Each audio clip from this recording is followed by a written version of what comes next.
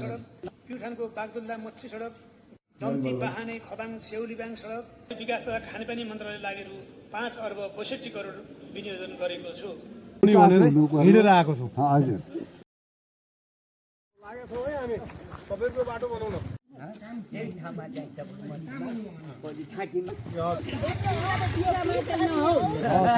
यिनी बुढाबुढी हिँड्ने बाटो सबभन्दा राम्रो केही बन्ने मलाई हामीलाई आशा त्यति छ। हामीले यो बाटो बनाउन तपाईँलाई बाध्दासम्मलाई हामीले सबैले सम्झिनु छ।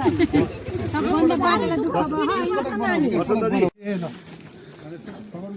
हजुरलाई चाहिँ एउटा आज्ञा छ। हाम्रो चाहिँ यो बाटो चाहिँ सबभन्दा पुरानो बाटो हो। अहिले सबै जग्गामा बाटो बनिसक्यो। हाम्रो यो ठाउँमा बाटो बनेको छैन। जति नेता आउँछन् हामीले बाटो बनाएर नै छोडिदिन्छौँ भन्छन्, आजसम्म कसैले बनाएन। अब यो बाटो चाहिँ बन्नु पर्यो, राम्रो हुनु पर्यो, हिँडेर आएको छु। हजुर गाडी छ तर हिँडेर आएको छु। सबै जनताहरूलाई सबैलाई चाहिँ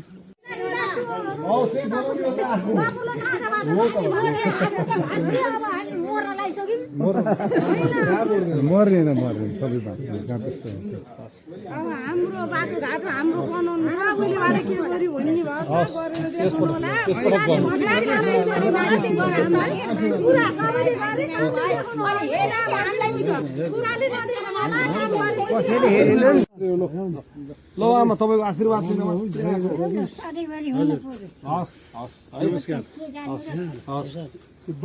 मेरो त मप्रति तपाईहरुको एउटा ठूलो विश्वास र आशा छ।